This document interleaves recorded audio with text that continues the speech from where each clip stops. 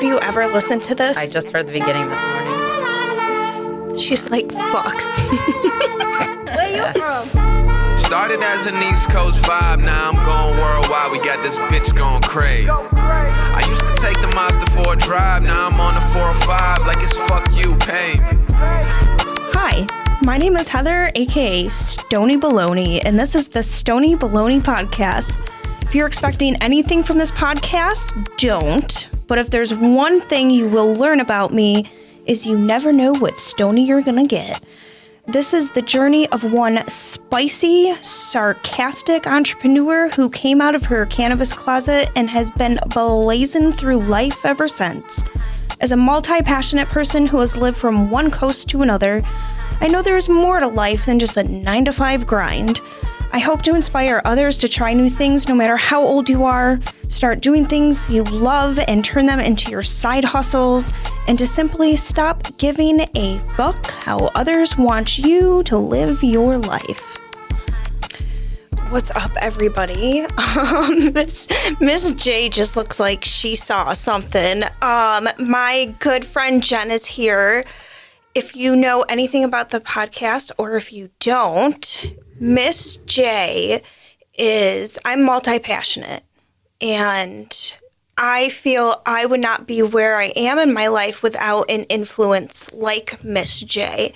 Miss J is multi-talented as well, and she does many things of which we will talk about today, but I am Stoney Baloney. I have a million different things going on, and I'm getting paid to do them because of this woman. So welcome. Well, that is the hell of an intro. Thank you. You are welcome. I smoked 2 pineapples before I came in here, and I called my friend Alyssa. I said, I'm pretty high already. I don't think I need to smoke again, but I think I'm gonna. So here we are. And you asked me something today. I asked you on a limb. I said, you want to go on a podcast? Because my friend, someone who was supposed to come, couldn't make it. And here you are. Miss J doesn't know what she got herself into. No. I don't know either.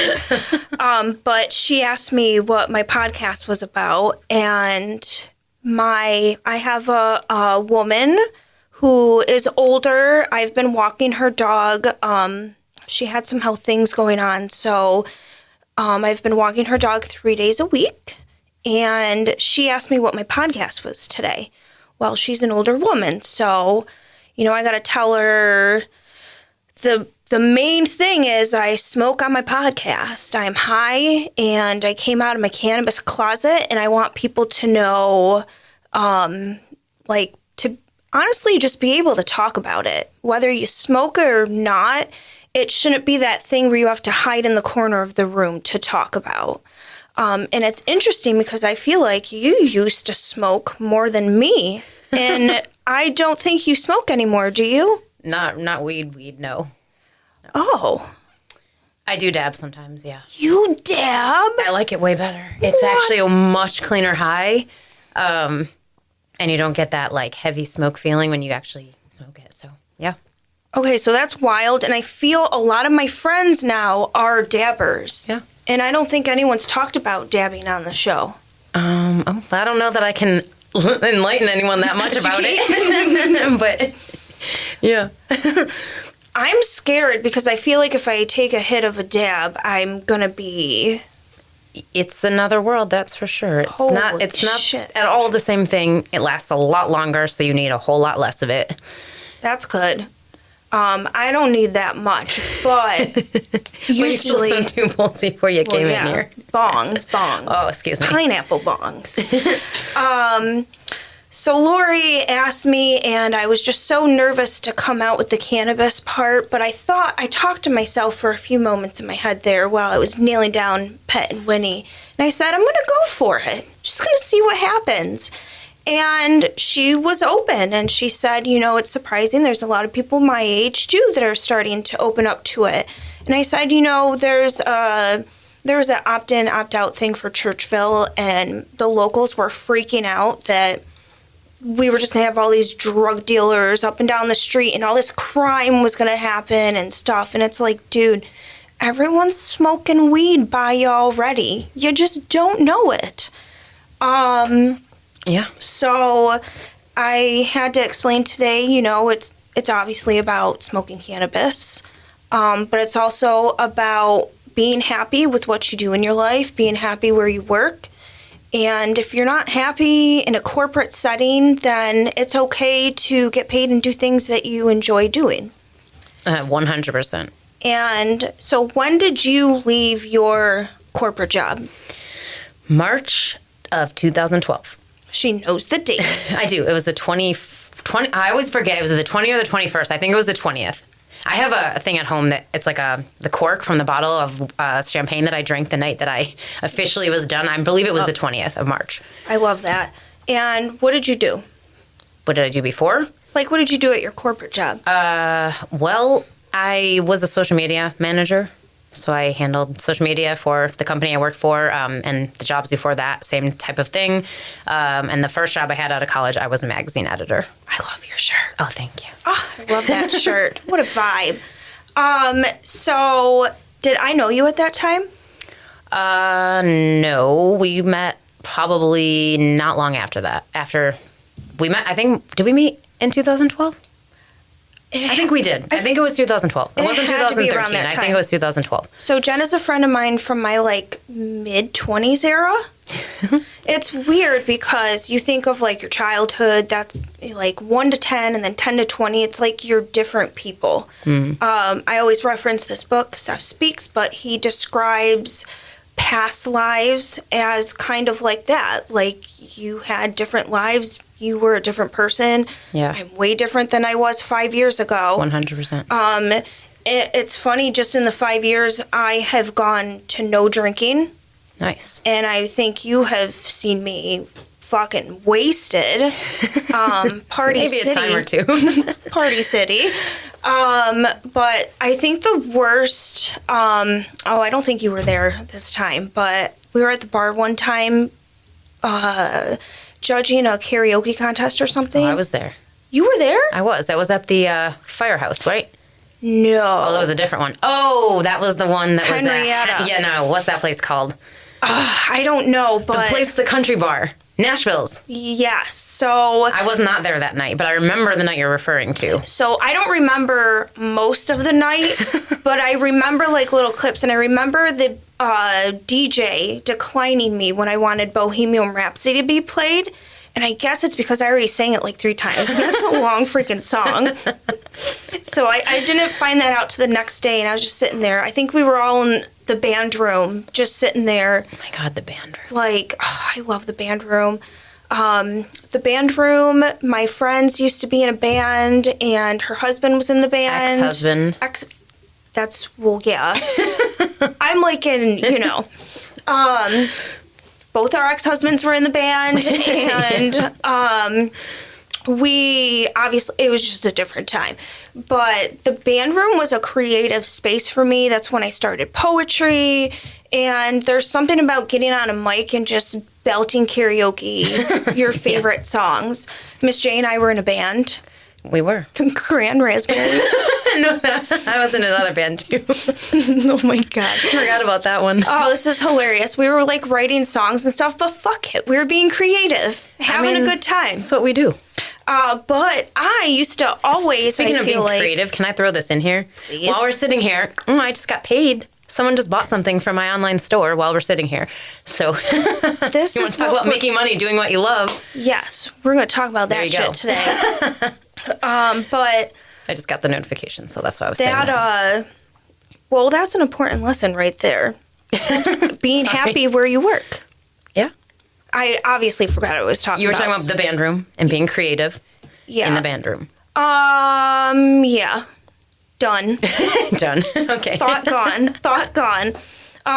But basically, that was a different time in my life. I can't even... When you stop drinking, I didn't have a drinking problem, but when I drank. And, I hate the anxiety that comes with drinking. I hate how you feel. Now I can't even...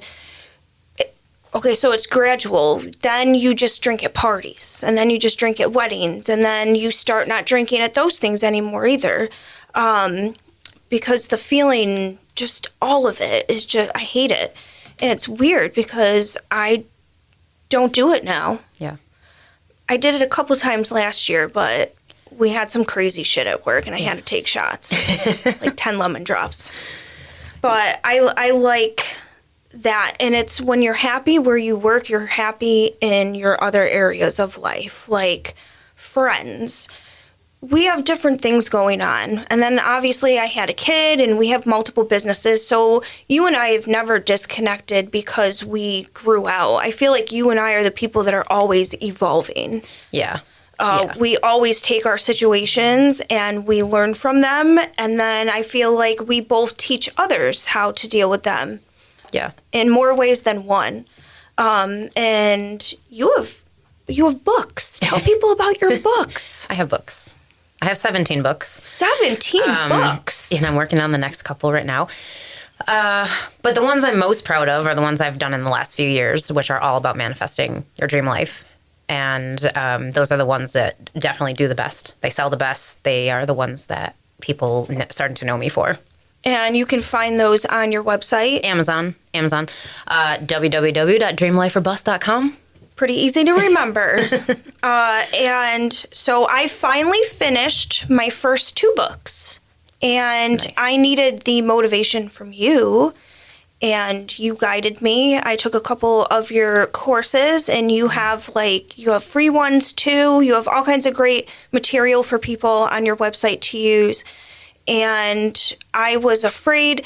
I think that's also with opening a business too, is people think it's just so freaking difficult. No, you go downtown, you get something for $25, your name, and you go from there. It's okay if you can't do it all right away. Like, everything takes time. But what was I talking about? The books. Oh, yeah. But I needed you to help me with the books. And one day I just started writing. And then I created Compom, which is my CBD for spray tanning. And basically I just sat down and I'm like, okay, there's no training for spray tan artists on cannabis.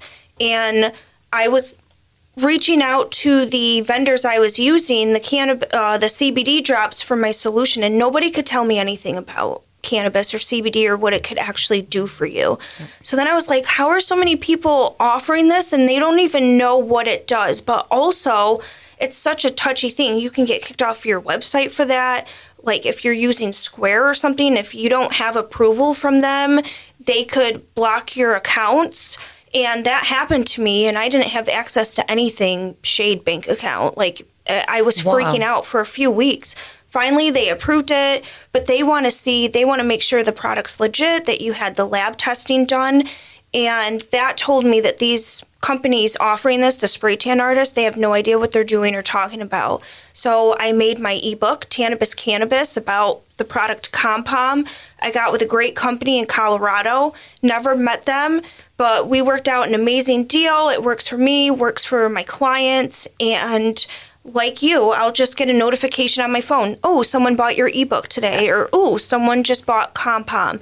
And all you really got to do is market yourself. If you believe in a product or something that you use or you have, it should be easy for you to sell that and make money off of it.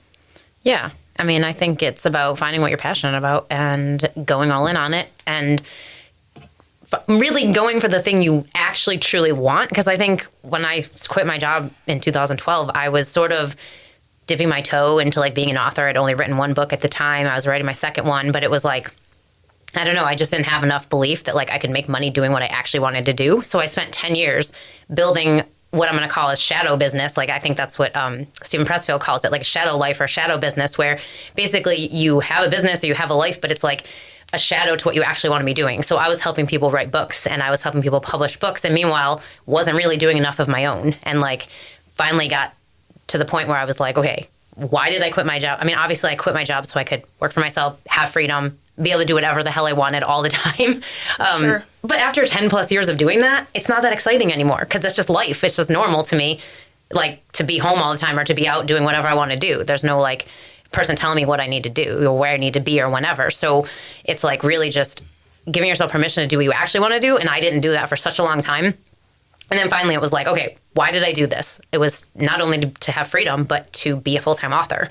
And I'm not doing that. So I finally had to just go, okay, I need to just go all in on this. I need to just know that no matter what happens, it's going to be okay, and trust that like it's all going to work out, right? The universe is going to back me up somehow. Something is going to come through that's going to show me that like it's going to be okay. And that's what happened. I mean, it was scary at first because, you know, you're doing the unknown. You're going into something that's new and you maybe don't have a lot of income coming in for a short period of time. But if you know the right things to do and you can get yourself a good foundation on everything, like you will be okay.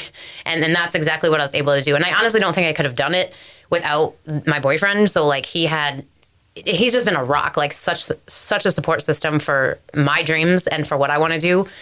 And I never had that before. So it was always just me against the world, it felt like.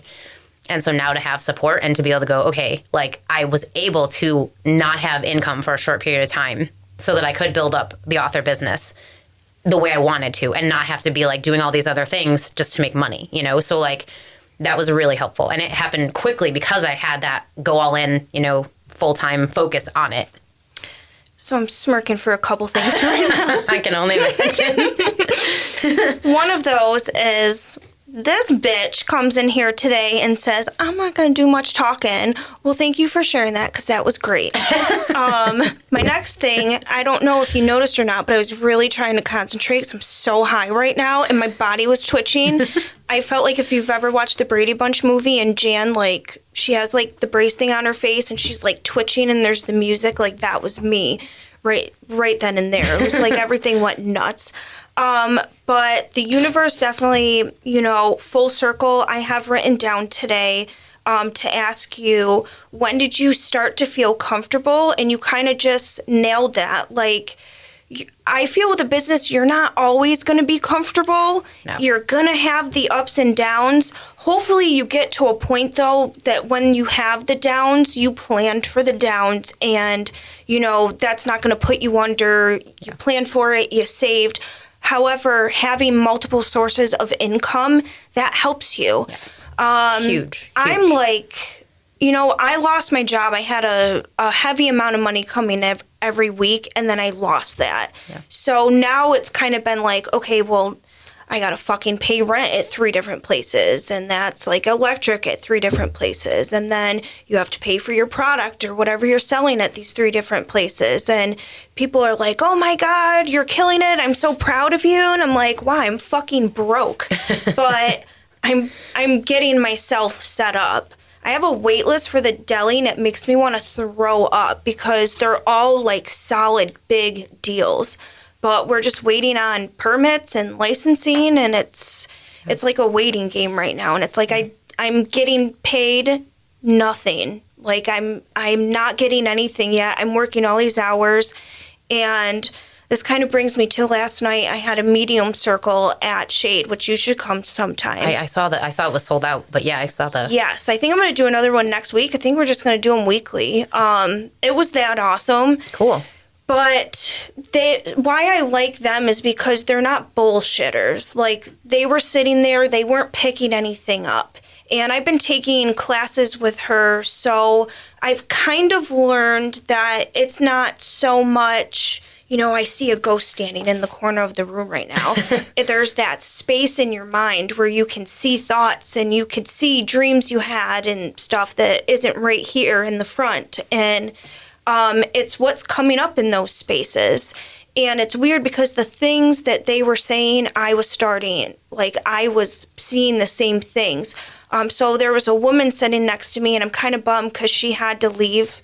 And I don't want to tell people's personal stories or anything because it's very emotional. A lot of us cried. It was fucking weird.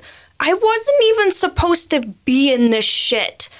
But we had a couple people that couldn't make it, and you're supposed to have like 8 in the circle. And then we have the 2 mediums there.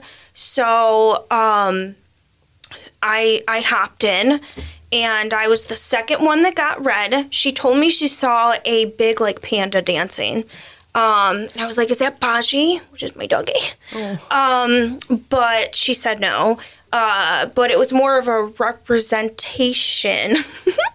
I think that's the first time I fucked up a word since I started.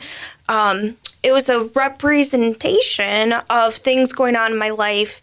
And it's not that I'm doing too much, but I need to drop a couple things. And I'm really resonating that because obviously the deli is going to be a lot. That's going to be our main source of income.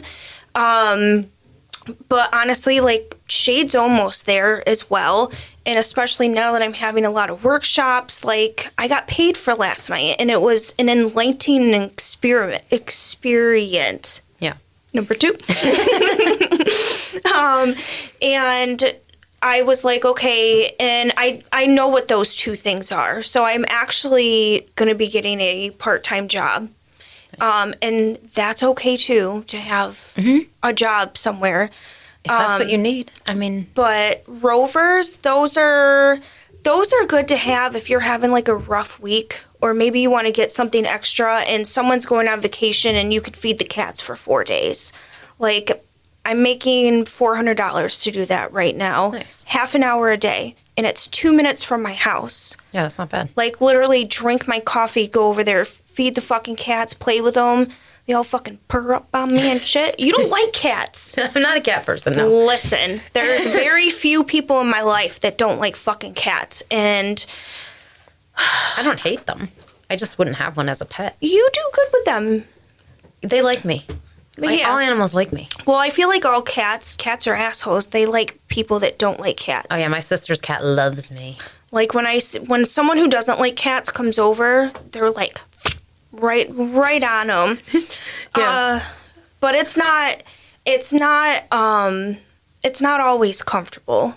And I'm sure there's been many of times where you've maybe done too many things and you're like, okay, maybe I got to step back and not do this. Yeah, the business I had before. It's not that I was doing too many things. It was that I was doing too many things that didn't feel like the life I actually wanted.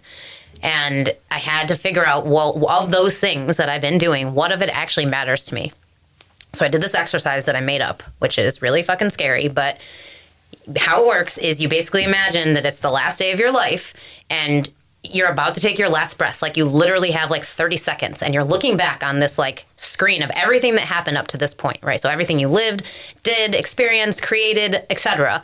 But only having stayed exactly where you are right now. Meaning you didn't make any changes, you didn't drop anything, you just stayed where you were right now and you just lived the rest of your life. Are you going to be happy? And what I saw looking back was like, I had $1 million coaching business. I was making tons of money helping people, changing their lives and all that. But what I didn't see was what I actually fucking cared about, which was my books being turned into movies, having hundreds of books out there. Like, and so I felt looking back at that my life was a fucking waste. And I was like, what did I even come here for? And so in that moment, I had to tell myself, like, it's time to let all that other stuff go. Because, yeah, maybe it's good and it's helpful and it's whatever. And yeah, it was like, I was helping people. I was changing people's lives. Like, there are probably dozens of books out there that wouldn't have been without me having helped so many people, right? But at the end of the day, it just wasn't fulfilling me in the way I knew I wanted to be and the things I wanted to be doing. And so it was like making a tough call and being able to go, well, I'm multi-passionate. I'm never not going to be multi-passionate. But I had to really decide my business if I wanted to focus on being more specific around what I wanted to do, and that was being an author. So now that I've been focusing full-time on being an author for 3+ years, I started to bring in other things again. Like, I've got some digital courses now, and I'm starting to do handmade pottery. I'm going to be opening like a handmade pottery / like curated objects type business at some point. You should offer pottery classes, because I've been wanting to do it just to distress. I don't want to, I'm not interested in selling or making. I'm not artistic like that. More just to get my hands in the mud. Like, it's a lot of fun. God, it's relaxing and feel like one with earth. But I'm literally obsessed with pottery. Just like, I buy dozens and dozens of pottery like all the time. Every time I go in a store, it's like I have to look away because I get so obsessed with, like, especially like things you can use in the kitchen to like serve food. obsessed. Cute. Like, I love charcuterie boards. I love making like snack things. And so, yeah, it was more just that obsession that I was like, I wanted to go and just like do something with it. And so I started to take pottery classes last year. Realized it was definitely something I wanted to be doing more of. And then this kind of business thing sort of came through because the year before that, I had gotten certified as an interior designer. So that was specifically only, and a lot of times I'll do things like that, not because I want to make it a business, but because I want to do better in my own stuff. So like I wanted to decorate my house better. I knew we were going to be buying a house in the next year or so. And so I was like, okay, well, I wanted to be able to do it better and make it look like you see on TV, you know, like in the magazines and stuff. So I learned from me. But then, of course, you know this, when you learn something new, you get super excited about it, and now you want to make it a business. So I've scaled back on some of that stuff, but I've definitely looking at other avenues for things that I can do that I do feel as passionate about as I do with like the writing. So also, though, there are people that even if you aren't getting paid for it, it's the experience alone. Like, I took a chance and reached out to a magazine that said they were looking for people to interview a musician, and I got somebody who's like the biggest names have reached out to him, and he himself had amazing whatever it's called, backlog, whatever. Yeah, it's not a backlog.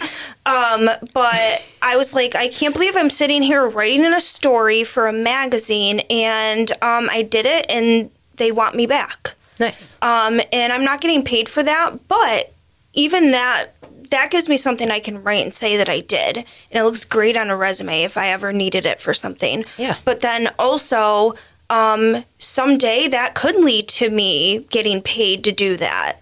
Yeah. And it's a lot of, holy shit, that's a lot. It's a lot. It's a lot of pressure. And then you're like, well, many people have probably interviewed this person before. Yeah. So what's going to make my article great and stand out, and represent this person in the best light possible? Yeah. So that was just an experience. But you were talking about charcuterie. I started doing charcuterie with the deli. Nice. She has relations with a deli. Relations with a deli. Or a meat market. And I just went and got some meat from there, and we're possibly looking at you guys. Right now I'm doing charcuterie and stuff like that while we're waiting for everything. And it's a lot. Meat is expensive. Cheese is expensive. You have to have, I feel, a lot of boards in order to be able to profit. I mean, you could do it right, and there are places that have like good shit for cheap, but it's a lot. Yeah. So it's going to be a little bit easier once we start getting shit in bulk. But I love charcuterie. I love catering. Like, I love setting up something by myself. Yeah. Well, you catered a dinner for me. Not really catered, but did a private dinner for me. I was doing my boyfriend for his 30th birthday. I was doing private chef pop-ins, and then I got COVID and lost my taste for a year.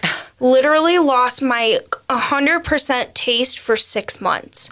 But I miss cooking when I'm not in a kitchen for too long. Like, I'm dying for it. But it's always the part of the actual, like, I don't want to work 12-hour days in the fucking kitchen. I did that shit in my 20s, and I paid for it because I was fucking broke that whole time because you didn't get paid shit. And you work all those hours, and then that is an environment where people are drinking all the time. Yeah. That's when I knew you. I was working in restaurants. Yeah. And it's just like, well, you can love something and be good at it. I fucking went to school for it, but you don't have to do the cliche shit. And I tell Kenny all the time when it comes to the deli, I'm not in a fucking rush. I don't care if I love that people are excited. Like, please come eat a sandwich. Yeah. But at the same time, don't put that pressure on people also. I'm not taking out loans. I do not want to I do not want to start my business in debt. Yeah. I refuse. Yeah. there's going to be times that you might need to have like a black balance or not a black balance, but a net 30 for 30 days or something like that. But I try and keep those to a bare minimum, and I make sure I can pay them off in a couple weeks because of those bad times. And I feel like that's where I feel comfortable leaving jobs more than other people, because I don't have credit cards and I don't have loans. And I fucked up. I did that a couple years when I went to college. Maybe I think when I moved to San Diego is when I started using credit cards. And it's like, why did I do that? I fucked up. If you don't have the money, then you don't have the money. There's other things you can do for that money, like go do a rover for 2 fucking days. But I think I'm going to cut out rover and yoga when I start this part-time gig, so that I could just stay right at shade in the deli and then be there while I'm working and not have to like run around. Yeah, I mean, it's a big difference for you. You have brick and mortar businesses. That's a lot more work, I feel like, than being like an online entrepreneur. Dude, I would be lying if I didn't think, because I know the deli. Deli's what I went to school for. It's been my dream my whole life.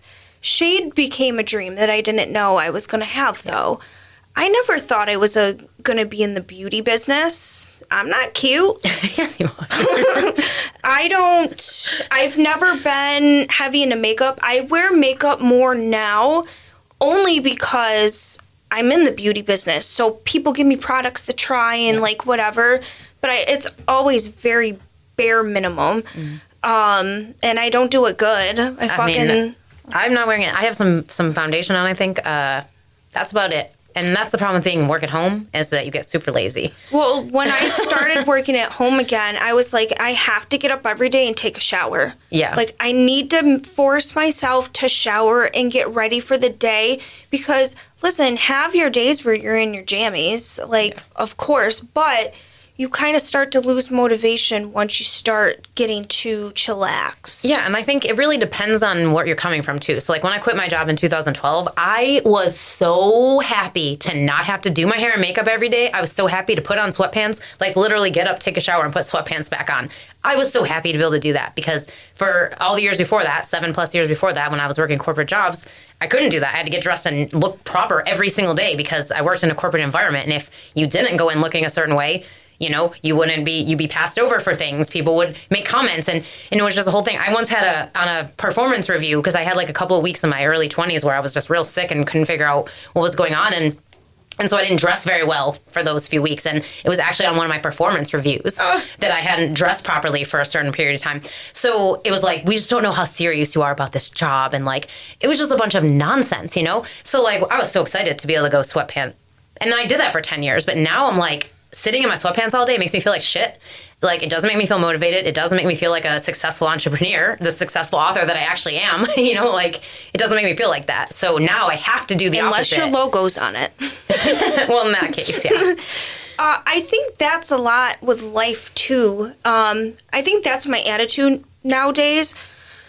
I've been talking a lot with people. I've been stressed, but I got fucking a million things going on, and I'm trying to, like, make everything. I'm trying to run a million businesses, which is fine, but, you also need to take time for yourself and breathe. And one thing I've been trying to do is force myself to have calendars and force myself to have a weekly budget every business. Like, I need to make this every week. If I'm not making this daily, what am I doing to make up for it? Yeah. And I think that is so important. And when people start a business, I think a lot of the times, for a while, maybe years, maybe 10 years, you do a lot of shit under the table.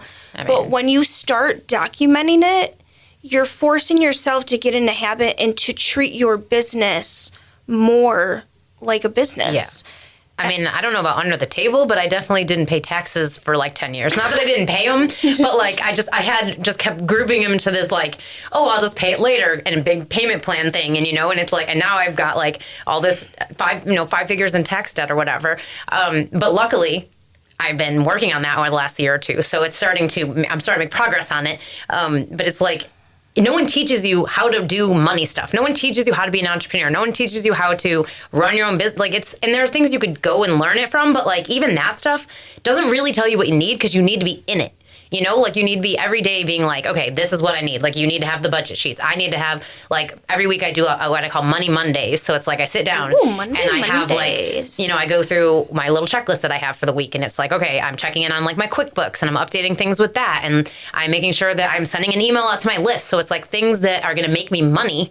I'm making sure I'm trying to do those things and consistently. And it's like having a plan, having some sort of a structure in place is like so needed. But early on, like I didn't have any of that stuff. So I had 10 years where I just flew by the seat of my pants and I was hustling my ass off every single month. And as long as I was making money, I didn't care how much was coming in, how much was going out, where it was good. Like I didn't care about any of that because I was just like, I'm making money. It doesn't matter. But now I'm looking back like, man, fucked up. Not that I fucked up because it's like, it's the journey and you learn and you'll do better now because of it. But like, it's crazy to think that like if I just had certain things in place or if I had known to have certain things in place, it would have made a huge difference. I think they should definitely teach us different stuff in school. 100. And also with that being said, I wish there were people there to tell me that like it's okay if you need a break. Like it's okay if you don't want to go home or like, okay, I don't want to be telling people that, but you know, there's kids that are in situations, and for example, I've been tiki-taki. I get everything on tiki-taki, but there's a case in Michigan. Oh my God, it makes me sad that people have lives like this, but she was just acquitted or whatever of murder. She was starving her 15-year-old son, and the judge refused to show the pictures, thank God. And he wanted the boy to be remembered of what he should have looked like. And she was basically starving him and whatever. And she had 2 kids taken away when she was like 10 years ago. If those kids were not trusted in her care, why was she allowed to have kids still? Yeah. And there just needs to be a better system. But when I was younger, like when it came to school or when it came to home, I wish it wasn't so serious. Like we were just so scared to fuck up. We were so scared to get a bad grade or to like, you know, disobey your parents or whatever. And it's like, you gotta live a life too. You're a growing being. Your happiness matters. Yeah. And I wish people told me that. And now in my 30s, I'm just so comfortable. You know, as it ties into friendships, there's people I reach out to, I text to them. I get it, you're busy, I'm busy too. If you don't feel like talking to me right now, that's fine. I get in moods like that too. But when you all the time just are not putting in efforts, it's amazing how different my life like just felt better when I stopped giving a fuck about things and people and jobs that didn't do anything for me and my energy. Yeah. Yeah. It's the world changing. You and I, we went through all that shit at the same time, and we both figured out that lesson. And with doing that, great things came to us. Like, I will never find somebody like Kenny. Right. Kenny is a great human being. He's a wonderful husband. He's a fantastic father. Like, I don't understand how I don't think anybody can be a better father than Kenny.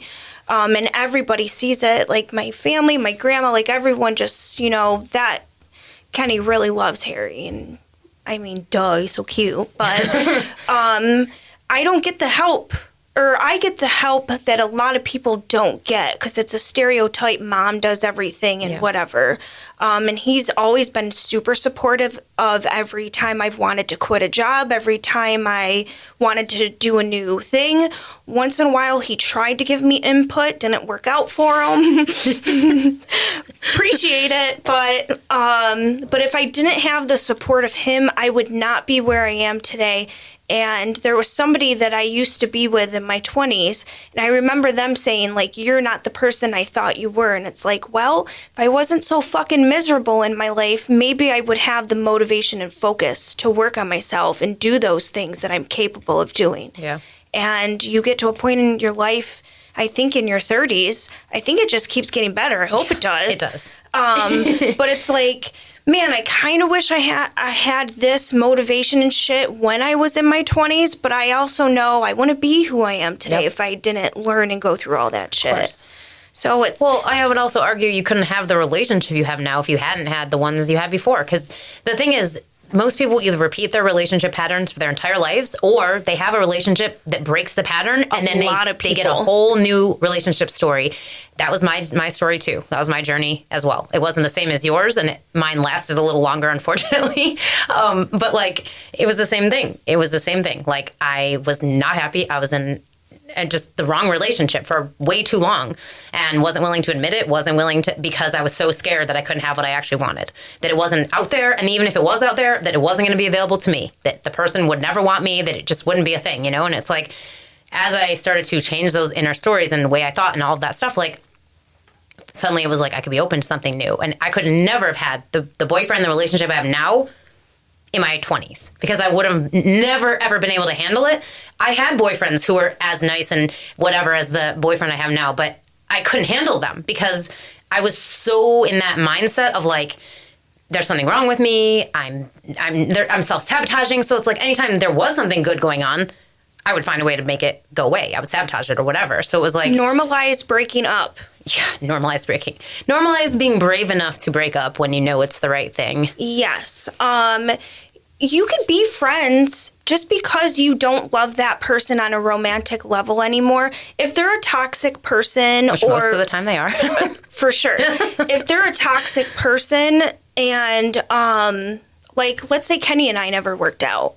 Not going to happen. Right. Like, but you guys could have been friends. But we could be friends. We would be amazing co-parents. And I have friends that have split and they are amazing co-parents, and they go to each other's birthdays and they do events together and holidays together still. Like, that's beautiful. Yeah. That should happen more. Yes. However, there are a lot of toxic people out there, and it's like, once it's done, it needs to be done. Yeah. And there are a lot of people that, even if they're split, it's abusive. Like, they still, their whole lives, I've seen people their whole lives, they're with the same piece of shit.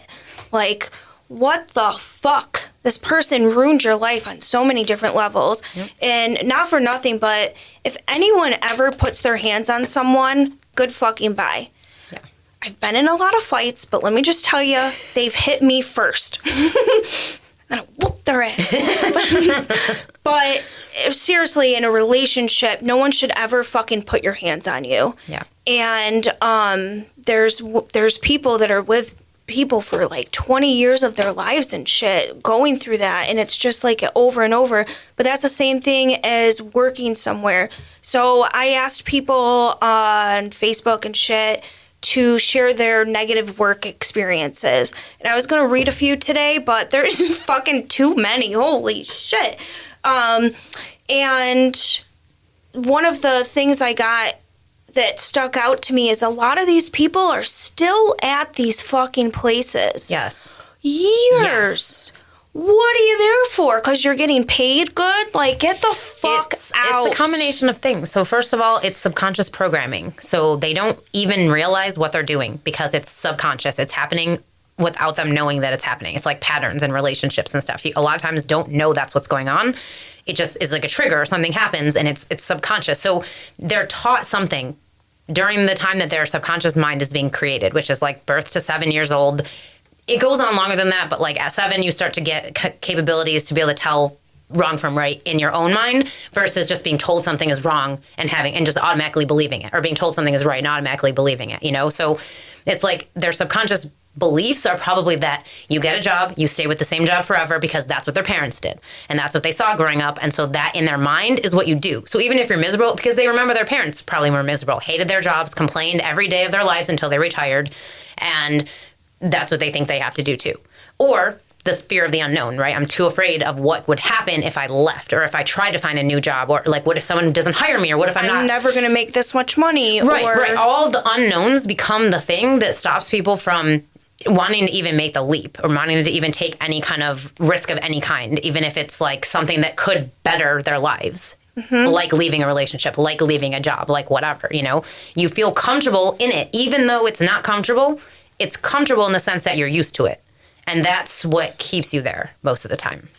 So this is kind of jumping here, but we, a few years ago, came up with something called Burbs Boss. And that was, multi-passionate entrepreneurs. I don't know how many sites I see, like forums of the different trades, that yoga, whatever, and people talk shit about people doing multiple things, like shitting on people for doing multiple things.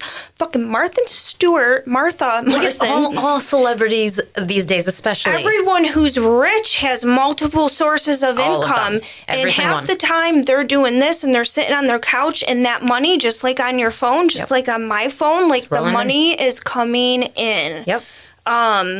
So unfortunately, I feel someone told me once before I started my business that Buffalo is a fantastic place. Like, businesses, they support each other.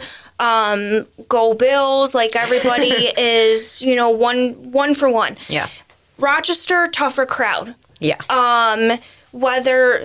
No matter the business, it's a popularity contest in Rochester, and it's the same groups of people no matter where you go, and they all are like together. Yeah. And there's lots of business owners out in the burbs. We don't know what a burb is, maybe. I think anything besides the suburbs, maybe. Anything besides the city is considered the burbs. I don't know. But there's lots of businesses out in the middle of nowhere that deserve, like, I don't know if novelty store is the correct term, but people come from Geneva to come get a spray tan. Yeah. That's fucking wild. People come from Buffalo. People come from all these places just to get a spray tan at my studio. People drive to Dave's store to buy meat. That's from other places. Yes, Syracuse, they do. Buffalo, like. It's half an hour from my house. I went out there. Yeah. I like to smoke and drive. No, I don't. There's no cops. Dude, I'm driving here today and there's so many cops, and I go, oh my God. And it's like, you don't know what's a cop car these days. You got like 90s cop cars to 2024 cop cars. It's all like a mash. But so with that being said, there's a lot of great business groups out there that support each other and where you can like meet and mingle and all that other stuff. But they're all cliquey. So we wanted to have Burbs Boss, and we're doing it free. It's a free shop. Come stop in. But that's great for everybody who comes, because even though it's free, you're getting so much out of it. You're creating collaborations. You're getting ideas. You're growing together. And in return, all of us are going to make money off of that, especially the more people that come, different people. So I'm really excited for that. Yeah, I mean, I think the other thing is, like, if you're someone like me, you're an online business, like, you don't really get out much. Like, I don't really meet people locally because everything I do is online. So it's like, it's going to be nice to have just a group of people physically together in a room and, being able to share our experiences and what we've learned and all that. So yeah, I'm excited about it. I love doing spray tans, but my goal is to have somebody do spray tans for me once in a while. I'd like to pop in and do, like, if there's a maybe more for spray tans if it comes to going to conventions or like going to swim week, like something like that is what I want to do. Have somebody here doing the tans for me. So that is my goal. And I have had a couple spray tan artists, but I love using it as an event space. Yeah. And eventually, like, I guess I can tell somebody, like, listen, reach out to this and this vendor for me, set up whatever dates you can in March, and have someone running that for me. Yeah. But I love using shade for that space, and I think that just nailed it for me. I'm getting paid for these things. I can jump in on them if I want to, or I let someone rent the key, use the space, and I don't even have to be there, and I'm getting paid for it. So I've really been working on it, and I should have done this sooner. I tried doing a couple things with shade, and bottom line, I don't want to be there all day. Yeah. I'm not that person, but I want my storefront. Yeah. So how am I going to do that? So it's working out great and it's fantastic. And that's another thing. If you want to make it work, get creative, be different. What's your vibe? What are you offering that somebody else isn't offering? I've seen a lot on the spray tan forums this week, people talking about their spray tan artists popping up, or their clients bought a spray tan machine and now they're spraying their friends. And it happens. It's going to happen. It sucks sometimes. But at the same time, I try and encourage people. I have had people that they wanted to do it and I said I'd help them, and then they just ghosted me and did their own shit. And it's like, what the fuck? Like, it would have helped you, or you could have whatever, but also you don't have to make it weird. But there's Walgreens on every corner, there's coffee shops on every corner, like there's gonna be spray tan artists. Honestly, it's good. That means the industry's growing, it's becoming more popular. But what are you going to do to make it work and make it better and make people want to come to your place? No matter what you do, that's how you got to think. For sure. I would love to have a storefront one day. I don't know what I would do yet, but I would love eventually to just own like a little storefront, like a small space, not super big. Leroy's perfect for that. It could be. It really could be. She just moved to Leroy. I love Leroy. I grew up from Leroy. That was like where I could escape to actually. Do they pronounce it Leroy or is it Leroy? I don't fucking do the Leroy shit. I have no idea. Is it it's both? It's both. Okay. I think it's like growing up, I always said Leroy. Leroy. But people from Churchville, when I said like, oh, I'm going to go hang out with this person, and they're like, it's Leroy. And Leroy. I'd be like, well, you're not from Leroy, so you don't say it right. Well, I say it Leroy because it's the R is capitalized.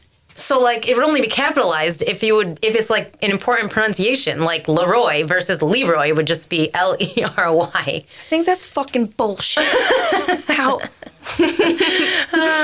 However, it's not chili or chai-lai. It's always chai-lai. Unless you're a GPS, in which case it's chili. So I guess I can't talk shit, but every episode I talk about something that pisses me off. So before we wrap up today, I gotta get a fucking couple things out there. 1, rich people and fundraisers. I see on Facebook all the time these rich motherfuckers with their school fundraisers. It is not my fault you bought a house 10 times bigger than what you can afford. Like, you have money to send your child. Like, let it be for someone else. Like, rich people are not allowed to raise money. And that's how most people stay rich, is they don't use their own money. They use other people's money. Isn't it their kids getting the money? I mean, it depends what the fundraiser is for. If it's a school fundraiser, I would assume the school gets it. I'm not saying this is true, but when I was in Miami, this famous poker player who owned a tiger, crazy, he would come in for spray tans, and then we used to go over to a cigar bar.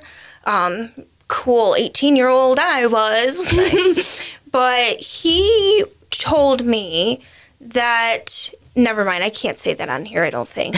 I think I'd get in, like, I might go viral, and then people would yell at me. In not a bad way. Yeah, not in a good way. We're not going to talk about the tiger thing, but I think as we wrap up today, kind of being happy with your job and happy with your life and comfortable with yourself, we are in the era of Botox and stuff. And let me say, if that's what you want to do, that's fine. But I was thinking, because Kylie Jenner, do you know who Kylie Jenner is? Who? No, of course I know. People are making fun of how much she has in her face. Honestly, as much as I hate the bags under my eyes, at the same time, like, I'm more scared of what that's going to look like in 20 years. But also, I feel like people get sucked into it. Like, once they got to do more, and then they start doing other things, and then they start looking like Kylie Jenner. And she was beautiful. Like, she was a naturally cute, freckled, beautiful woman, and she's just changed what she looked like completely. Like, she's almost unrecognizable, I feel like. And I think people like her live in a whole different world as far as the beauty standards that people try to hold them to. So I get why they would maybe turn to things like that thinking it's the answer when it's maybe not. Well, you look at people, I believe not Monica, but The woman who played Monica? Jen, yeah. Courtney Cox. Yeah. I feel like Jennifer Aniston, she fucked up. I love her. She looks fantastic, but she can't move her mouth when she talks. She has smile now. lines. She can't move her mouth now. Okay. If you watch I guess I haven't seen her talk recently. If you watch a video of her, interview of her talking, like she could barely move her mouth. And at the end of the day, it's what you are comfortable, what makes you feel beautiful. But I think it's also important. People are starting to do Botox and fillers and stuff more. And it's also important to know that just because you're aging, it doesn't mean that's not beautiful. Like, just because you are yourself and you don't wear makeup and stuff, that doesn't mean that you are not beautiful. Like, honestly, I feel like that looks a lot better than... I would look so much better with some work done. I absolutely know that. I think I would look weird if my forehead didn't move. I'm like, I love my eyebrow. Like, my eyebrows, I can do the one eyebrow up, one eyebrow down thing. That's if I had Botox, I couldn't do that shit. So, like, I gotta be able to do that. For the record, I've had these lines since high school on my forehead. Every single one of them, I swear to shit, I'm not talking shit. I'm not full of it. I've had these lines on my forehead from high school. They just might be more vibrant nowadays. Well, but yeah, I mean, our faces move. When we talk, when we laugh, when we smile, when we cry, like, our faces move. So, of course that's going to happen. Unfortunate, though, because there are so many people that are motivational that could help young girls, young boys, like, be more successful and positive influences. And... every generation has had its shit. Like, the people hated the hippies, whatever. But now we're kind of teaching kids that you can't be yourself and be perfect just the way that you are. Like, you're not supposed to be perfect. Nothing is perfect. Yeah. And with that being said, Harry told me I was cute the other day. Aww. That just melted my heart. But no, the Botox thing... it's just something, it's sad because it's like all the popular posts and like stuff like that, people who get thousands of likes, they're all fucking, looks like their buttholes are coming out of their mouths now. Like, they just go overboard with it. And it's like, but those are the people that are getting like the recognition. And it's like, I feel like they're putting out a message depending on the person and like whatever, but I feel like, I mean, people, they don't even look like they did a year ago, and it's fucking crazy. Yeah. I don't know. Well, I mean, if they choose to have a plastic-looking face, I mean, that's on them. So I was wondering, you know how we find artifacts in people's bone, like Neanderthals? Is that the correct term? I don't know what you're talking about. Well, I guess if you find a skeleton, like, how do you... I feel like sometimes when they find bones, they find out things. Yeah, they probably do. I don't know anything about that. How the hell did you figure that out from the bones? DNA, maybe? Will the fillers dissolve? I don't know. Will they be here in 1,000,000 years? I don't know. That's fucking crazy to think about. So, do you have anything before we wrap up today that you have coming out that you're excited about? I'm always working on something. Let's see. So, my new book is going to be on Audible soon. Manifest Everything is going to be on Audible soon. Two of my other books are on Audible right now. Fuck the How and Quantum Leap Your Life. Sick. You can get them on Audible. Let's see. Anything new? Nothing brand new. Burbs Boss, bitch. Burbs Boss, yeah. Burbs so Boss. We're going to have our first Burbs Boss meeting in March, which will be good. March 28th, 6 p.m. at Shade. There you go. Shade Vibes. Shade Vibes. You should definitely come to a medium circle one of these times. Yeah. It's fucking enlightening. And like I said, it's not like they're pretty down to earth. They're pretty real. I think that stuff is cool. It's pretty awesome. Last night, do I got time? I always do this. Last night, next time I'm going to have to talk about it, but I was a third medium there last night. Like, my classes, they paid off, and I was fucking seeing shit. Oh, I can't believe I didn't talk about it, but we'll have to talk about it next time. Miss J, thank you for joining me today. Absolutely. I was just so excited that you said yes. I do want to note that Tim Hortons is fucking closed, and it pissed me off today. I didn't get my iced coffee, but Tim Hortons should still fucking sponsor me. And I also want to shout out to the Lorax the brewer. I got some sick gummies from him that I can't wait to try in a new drink tonight. So, have you been to the Rise? We got 30 seconds, but Rise, the dispensary in Henrietta? No. Oh. The medical one? Nope, it's recreational too now. I'm going to have to go there. Oh, yeah, it's in the old IHOP building. Fuck, I got a new place to check out. Yeah, we just went the other day because he wanted to check it out, and it's not like Colorado or any of those places. Like, it's a little different, but it's pretty cool to be like, I'm legally buying weed in New York. This is sick. I'm going to go check them out. I'm going to try that shit. We're going to talk about it next time. And thanks for coming on, Miss J. You got to come back again. Yeah, anytime. Let me know. And if you're looking for a good book to read, dreamlifeorbust.com. Dream Life or Bust, motherfuckers.